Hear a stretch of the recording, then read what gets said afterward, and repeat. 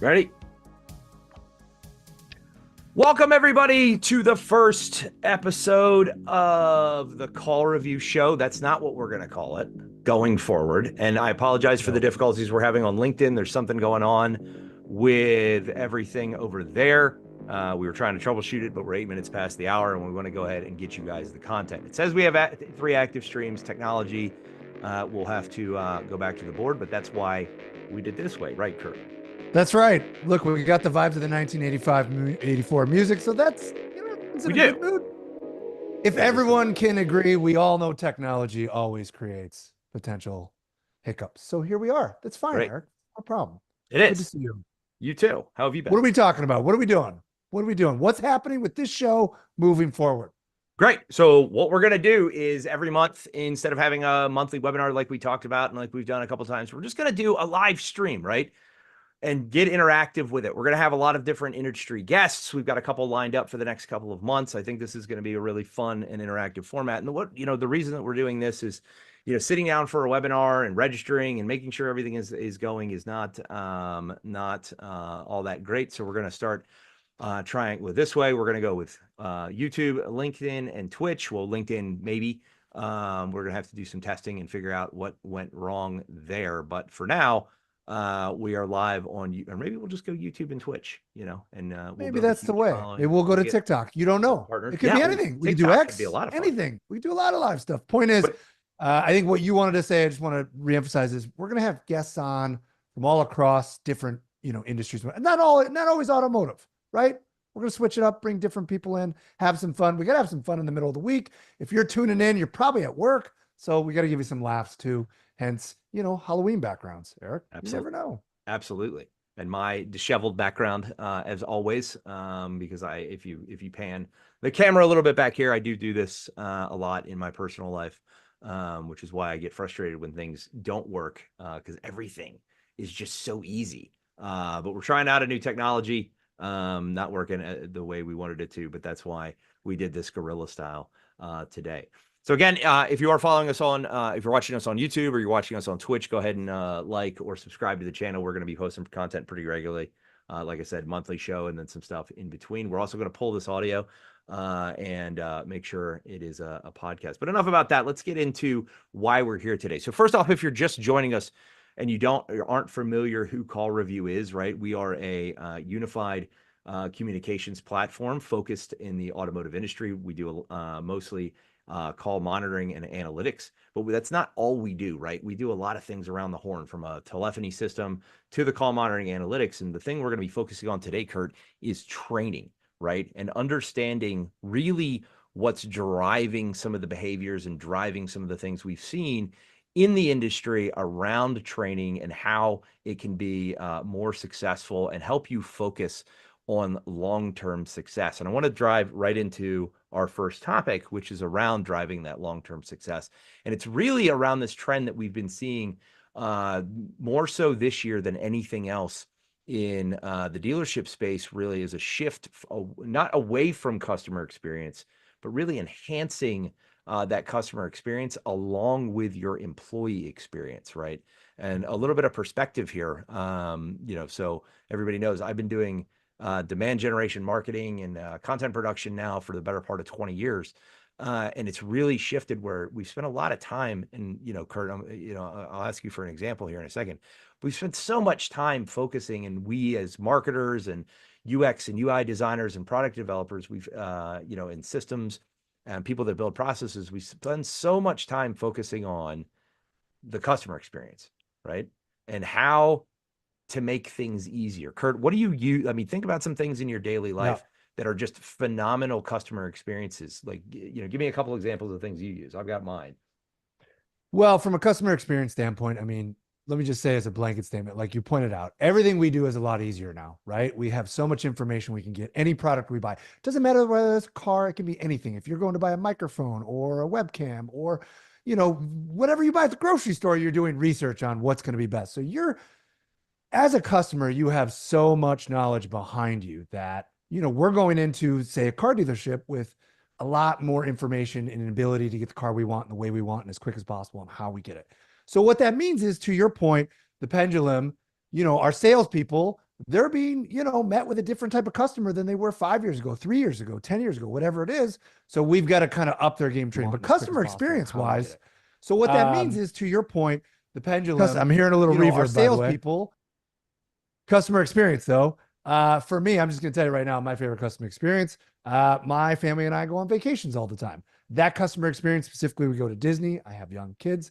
They're constantly thinking about every aspect of my experience from the day we buy tickets to the day we leave. Everything is magical, magical, magical. So that would be an example of something in my life that, customer experience wise is incredible, that I'm willing to pay more for just to have that loyalty, that relationship, that conversation. What about yourself?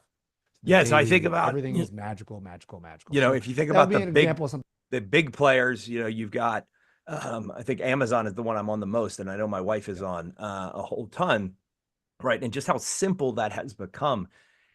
Excuse me, I got a frog in my throat there. So if you think, going back to, the Amazon example, how easy it is from a customer experience standpoint, but then Amazon is an interesting case study because you had to go from, pre-COVID, if let's use that as the definitive marker in time, right? Yep. All of a sudden you had Prime and Amazon was really cranking it, but you saw a lot of the processes they put in place actually hurt employee experience at Amazon. And Amazon's always been a great Right. place to work at. I have a whole bunch of friends that work all the way up and down the chain at Amazon, and it really kind of, some of the processes they put in place were not really employee focused. And what Amazon did is they turned around and they said, how can we change this, and started going to that, which is where we're going with that employee, the employee focused experience. And we're seeing Right. dealerships start to focus a lot on that as they get into data, right? Because we've seen throughout this year, and I've been, I joined Call Review in November of last year. I've been here almost a year, and you joined just now. You're going on 4 months now. Yeah. A little less, a little A little shy. less, but we're getting there. We're getting But there. I love this topic. Yeah. And what we're starting to see is how dealers are really using the data that they're getting out of these platforms to not only change the outcomes of what's happening on the phones, what's happening inside the dealership, and change their processes, but really make sure their employees are successful. Because ultimately, what a dealership survives, how? We gotta sell cars. We Right. gotta get we gotta we gotta get those service appointments, And if Eric. you're We gotta make if it you're happen. If we're not getting it, what are we doing? Right. And if you're not Yeah. making your employees successful, if you're not making those folks, those agents that are out on the floor trying to sell the cars, if you're not helping your service department create that amazing employee experience, that's everything today. So, Kurt, you've been here for 4 months. You've been in the Yes, industry sir. for a little bit. Okay. Now, what are you seeing? How are dealers handling training today? And in your opinion, what is the most immediate need that you're seeing? And I know we were Love just in this. St. Louis last week, and we had a bunch of conversations with some We amazing did. dealers. So Amazing. we can bring that perspective as well. Where were we at in St. Louis? What were we at again? We Exactly. were Let's at shout that the out. DC 20 event. Shout out I was to just trying to get a plug. Yeah. Drive Centric and Steve over there for hosting us. I don't know. Steve has amazing hair. Just want to say that. But look, what I've seen is the traditional models would appear to me, obviously, kind of a master class, a video library of scenarios where we can help up phones, how we talk and what we do. And then, of course, we bring live people in, real life training seminars for, 1 hour, 2 hours. Sometimes it's a weekend event. Sometimes it's a week event, something like that, where it's live in person, someone talking, really kind of raising the game of everyone there, getting them excited, getting everyone ready to go.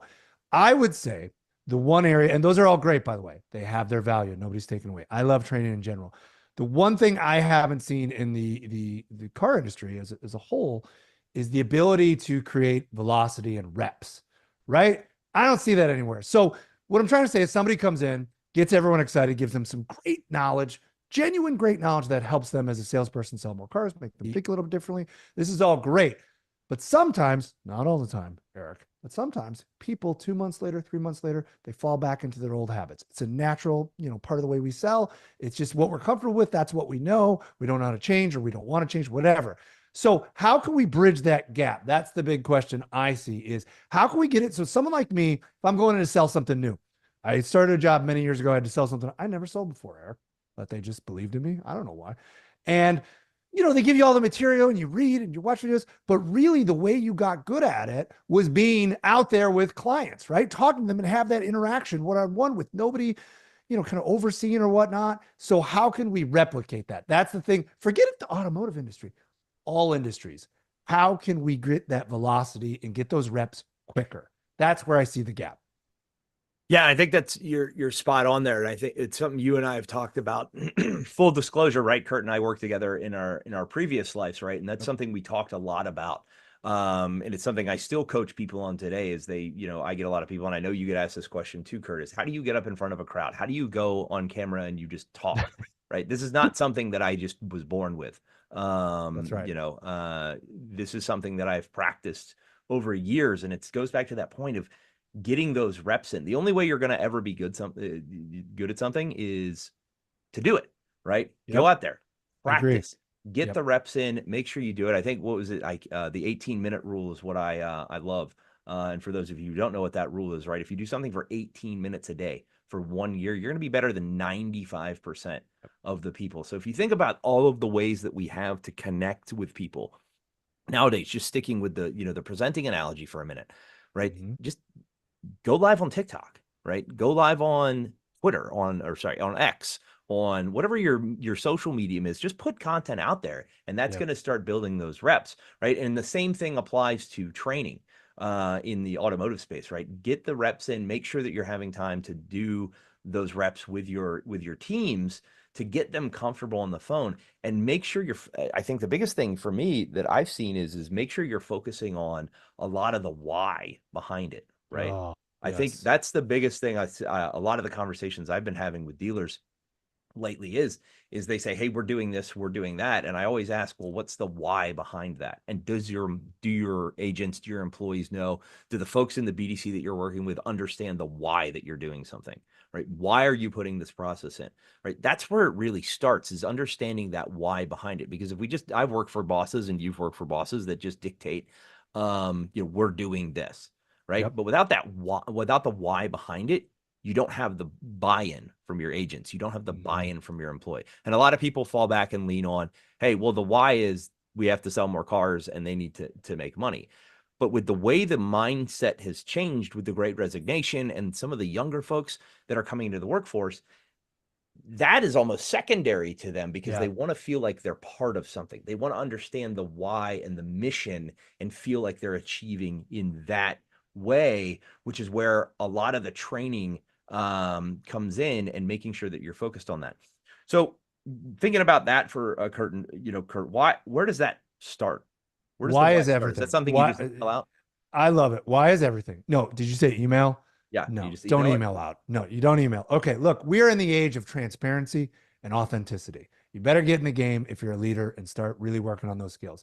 All your employees, presumably, are incredibly intelligent, smart. So sometimes if you don't say the why, they're going to start thinking about what the why is. And it might not be the actual why. We want to Transparency know, we and want to authenticity. buy in to the vision, to the company, and move forward. So sometimes, look, you can't say everything, but sometimes you got to give us a little bit more because that's going to make us be better. So when it comes to training, I want to know why we're doing something, specifically training, by the way, which, in some circles, Eric, employees are scared of training. They think it's like meant to find the gaps in my abilities and 1984 at Overlord and do all this. And it's not the case. Actually, when I talk to leaders more and more, training is about giving our employees more tools to be better, to be successful, or to maybe think about things a little bit differently. No one's trying to change you, right? I don't think anyone wants that. We don't want robots saying the same thing in every way, in every shape and size.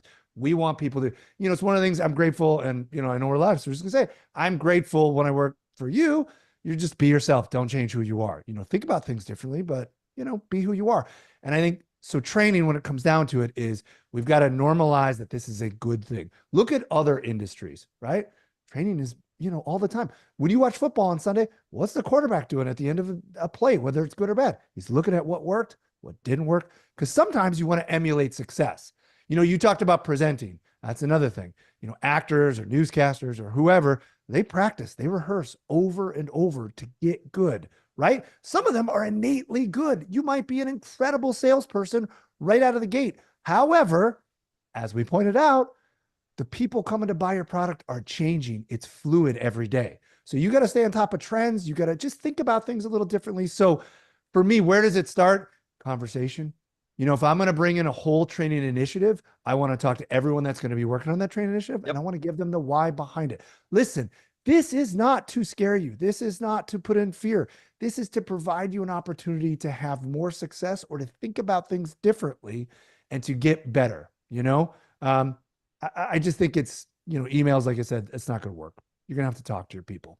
Right. And I think going back to that point where that is that to the top of the pot or the show or live stream, whatever what are we doing today? Um, right, is that going back to that shift in from customer experience and then enhancing that with your employee experience, right? Really understanding that why. And to me, it starts with the culture, right? It starts at the leadership really understanding what their employees are doing every day, because sometimes we get so disconnected. And we're fortunate enough to work for a CEO that is very, very involved at all Yeah. levels of the organization and keeps things make sure to and he breeds that culture behind the why that we're doing everything right and making sure that we understand everything that's going on. So I want to move I'm sorry. Can I into just say one more yeah. thing? I just want to, the other thing about training, you talk about, communication and a relationship between employees and leaders and whatnot. When you implement a training strategy and it works, here's the great thing. If the employees are buying into it, you're authentic, you've developed, you've helped with the culture and whatnot. Guess what? Your employees are going to tell you what's working about the training and what's not. So you can actually make it even better. Like that's the whole point. It's a constant, revolving door of how to make this better as a company and as a product, whatever you're doing. Exactly. They're going to And I think going into that, I want to talk a little bit about as we start to move. And I know I want to be cognizant of everybody's time. And even though we started a little bit late, just go, Eric. one Timing thing we're means going to do nothing. is make sure There's we no keep 30 this to a minutes. You just go. tight 30 minutes every time. But how are we seeing dealers, and even not we can expand it outside of the automotive industry, right? What is one area where you see training tools and tech really starting to leverage data um, and to improve that employee experience and improve outcomes? Sure. Well, we use our product in our company as an example, right? Our dealers, I've talked to dealers before as an example, and they're having, sluggish sales, and they think it's specifically targeted towards their sales department. Conversely, what they don't realize is maybe it's the service department. So the data that we can provide, or, in another industry or whatever it is, shows them that, hey, their intuition might not be correct. You don't have to guess anymore. You don't have to go on feelings anymore. Like, I think we're struggling here, or maybe this employee is struggling. You might find out once you get the data that it's completely the other way around, right? So I think things like that, where we're finding gaps, say in a service industry, right? We want to boost, tire rotations or whatnot. We're not getting upsells or cross sells. Our data can show that, right? So now you can go in, and when you go to train, you can target specific areas where you're seeing the data show it's not working, or it's not at the level where you think it could be. So I think that's the power of data in a different way. We all have theories and ideas, but until the data shows you, like, oh, wait, maybe that's not working. I mean, I can see it in, you do social media stuff on your own personally and whatnot. I do stuff. And sometimes I think, my hunch is that this is working. Then I get the data and I find out, oh, no, there's actually lower viewership when I talk about this topic compared to this one. Now, maybe I change, maybe I don't. But the point is, you can make informed decisions once you look at it. Right. And I think the other key thing and I want to pull that out a little bit there, as you said, is making those informed decisions around the areas where you need work. And we had a colleague previously, Phil Putnam, who was very good at, and I learned this from him, is making sure that you're focusing on the audience that you're training to. Right. Yeah. If you're walking into a store and you've got the entirety of whatever you're training on, let's just say it's a retail store, right? And they're focused on things. Make sure you're focusing specific areas of the training on the things that they need the most, Yeah. right? A lot of, and if we equate that to the dealership world, right? Look at that data and understand before you start a trading initiative. All right, cool. I've got these 5 guys that are rock stars at this, right? At setting an appointment. But then I've got these other 3. How can I use that data, what they're doing successfully, and then train those other folks Oh, on how to do that and focus on that audience, right? Because if you're just training to train, it's the same thing as if, you're working out. If you work, you work chest every day, eventually you're going to pop a rotator cuff. Eventually you're going to hurt something. Not that I train chest every day. I was just saying, Um, for the record, I don't understand anything you're saying. I don't yeah. work But out. the point No is idea. you create fatigue and you ultimately create weakness in that muscle if you continually train it and you're not creating a well-rounded system. Yeah. Is really the point that I'm driving at there is you want to make sure that you're training all areas Yeah. and then do cross training, right? Make Mhm. sure, I think that's the big part of it is we have a lot of dealers, at least that I talk to, their sales guys only focus on the sale. They don't Mhm. understand the process of what happens if somebody calls in, or even after they close that deal, where that sales rep is moving them into the service conversation. Make sure they understand that process, right? Make sure they Right. understand the whys behind that process. So that way you have that cross-functional training, and that builds empathy and sets you up better. It's the same thing we do Yeah. with onboarding, right? Yeah. We have our account manager or our RSMs. They close that deal, and then there's a warm handoff to that onboarding team to set them up for success. And then the onboarding team, there's a warm handoff to our account managers that Yeah. then are able to keep that entire chain going and build that relationship along the line. And all of the departments understand exactly what each other do. So that way, that sounds weird. Anyway, they But you also can understand. help each other, right? Yeah, exactly. So they I can help love each that. other, and Yes. we can continually optimize that process and continually get it going. So, Kurt, Yes, before sir. that, and then we're gonna do a quick demo. I got one more thing I want to touch on is, where are we seeing technology really evolve to meet the needs of the training initiative, specifically with the dealers that we work with? Well, I hate to say it, Eric, because it's the buzzword everyone's talking about, but it's all AI. That's where we're going. It's the bottom line. We're trying to fill the gaps that we can't get. What we talked about, trainers coming in, talking, creating velocity, learning different scenarios, being presented with different cases that so when you get in the real world, you're ready for it. You're ready for objections. You're ready. You know how to pivot. You know how to provide alternative options. So you can be feeling more comfortable, similar to your camera example, right? If you're not comfortable on camera, how do you get comfortable? You get in front of it over and over and over. Now, look, I'm not completely comfortable all the time. It may feel like that or it may seem like that, but every time you still might be a little nervous. But at least I've done it before. I've been put in the position many times, so I know what to do. So, similar scenario, it's all AI. It's going to help fill those gaps. It's not going to replace everything. No one's saying that. It's just going to provide a batting cage to give your reps more options, right? Absolutely. Repetitions, not options, Eric. You see what happens online. You say the word, I'm not as smooth as you, man. I can't do it. I just come in and, high pitched voice and we go at it from there. All right. What do you got? Let's show it off. So yeah, so one of the things that we're doing, and I would be remiss in our first episode here to not share this with the team, but let me just switch scenes here before I forget to do that when we talk about this. And one of the ways we're evolving training, right, is and we go back to that example of reps. And let me just zoom this in a little bit because it is I have a very, very large monitor. There we go.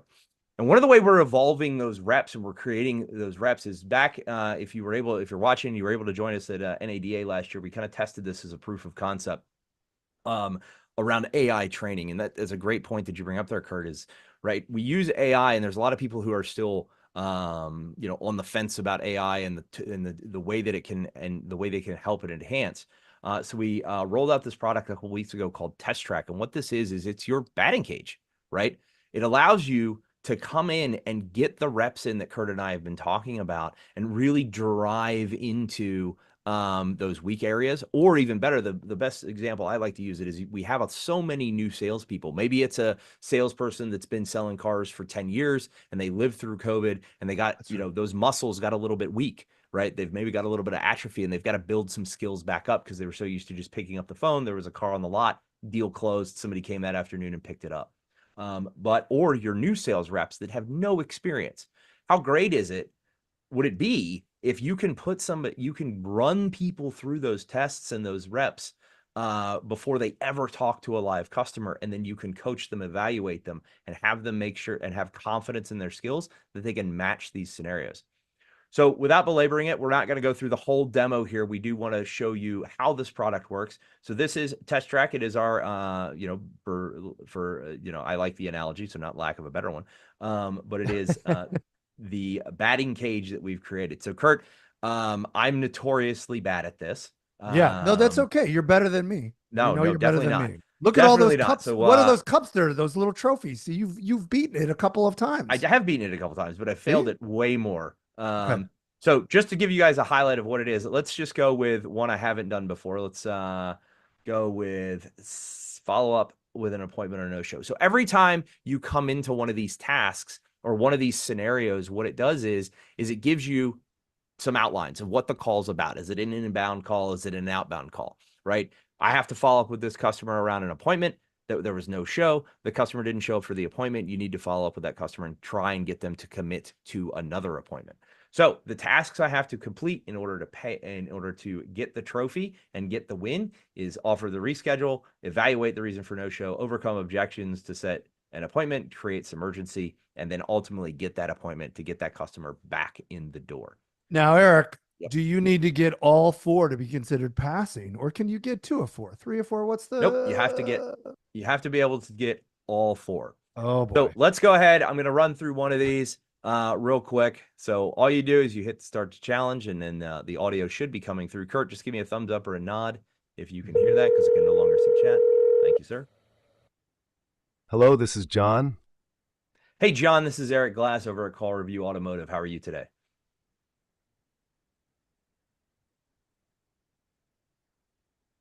Hi, Eric. I'm doing well, thanks. I'm actually in the middle of something important right now. How can I help you?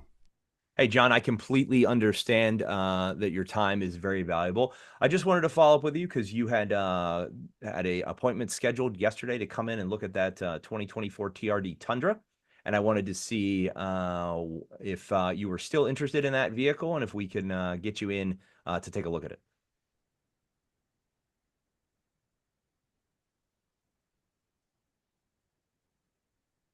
Hi, Eric. I apologize for missing the appointment. I completely forgot about it. I'm really swamped with work at the moment. I appreciate the follow-up, but I can't commit to anything right now. I'll reach out when things settle down. Great, John. I completely understand that. Can I ask real quick, what was it about the Tundra that you originally wanted to set the appointment in and that got you interested in the vehicle?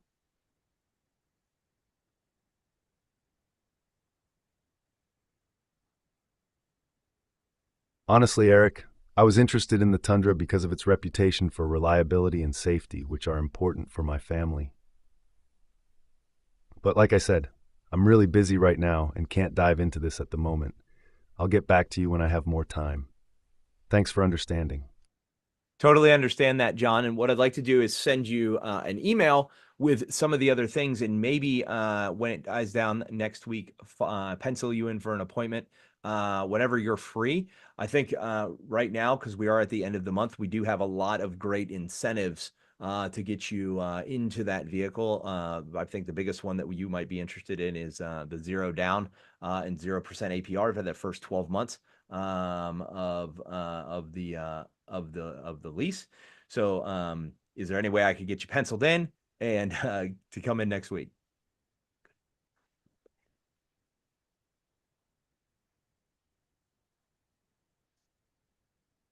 Eric, I appreciate the offer and the incentives sound great, but my schedule is really unpredictable right now. How about you send me the details via email and I'll review them when I get a chance. If it looks good, I'll reach out to set up a time. My email is customer@callreview.com. Thanks for understanding. Great, John. Thank you. And just one last question for you. Were you interested? Were you going to be trading a vehicle in towards this Tundra?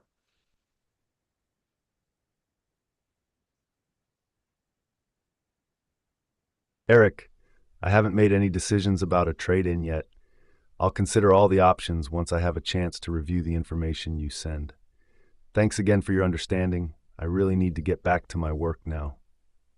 Goodbye. I'm I not so got hung sure you up on, passed. Kurt. I don't think you passed, sir. I definitely did not pass. I definitely How got many hung did up. we get? Let's see. And as this process is, what's going to happen next is Did you get 2 of 4?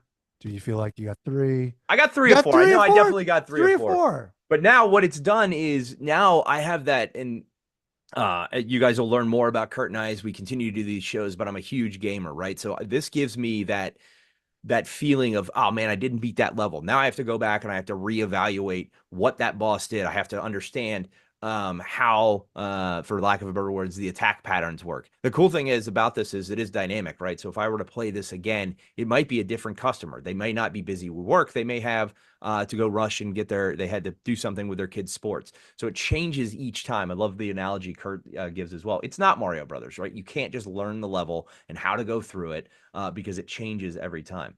But what it does is at the end, it shows you I've attempted this 2 times. I have a 0% pass rate on this one. I just cannot get that appointment set. But then it gives a summary of what happened on that call, right? And when we talk about changing the employee experience and to match what we're doing with our customer experience, this is very, very big. Right. Because what it allows you to do as a manager is come in here and understand all of the things that I did on each of these calls and then provide specific coaching around that. Right. And this summary offers some great things. I could enhance trust and engagement by summarizing the key benefits of the Tundra again. Right. I did not go over that. I didn't go into it. I just kind of went right into the evaluating the reef for no shows and tried to overcome some of those Yeah, objections. you Right. did. Around Yeah, that's true. reliability and safety. But with that, that is just a quick sample of Test Track. I'm going to go ahead and go back to our other scene now so we can send it live. And I'm going to stop my share because it's very awkward having 2 monitors with one share and then Kurt way over on the right. I like to look at his gorgeous hair. But with that, ladies and gentlemen, Kurt, so last couple of things I want to do before Ready. we wrap it up. I love Test Track, by the way. I know we very much love it. And if you're uncertain if you're gonna love it, you do it one time, and if you're competitive, you want to get in there right again. We saw it over and over at the Drive Centric event. Folks that tried it were like, I'd like to get back in there. Try again. I'm like, yeah, you can. Every day you can do it. And we see that time and time again with all of the folks that we talk to is some of the enhancements that are coming that are very good, and we're going to we're going to show it off. We'll do another product showcase here in a couple of months. I believe, I just want to say real quick, I believe we should do the same scenario every time until you pass it. We're just going to put you on might get a little bit boring. We could maybe make. You don't know, Eric. Maybe we could do some social clips with that. I think that would be pretty good. Some outtakes or bloopers. I think we should have a whole different channel dedicated just Test Track Gaming. We're just going to do it over and over. Test Track Gaming. I like that. Let's we'll talk to Carrie after this on the team stand up later. So Kurt, real quick, a little bit about you because we didn't get into the top.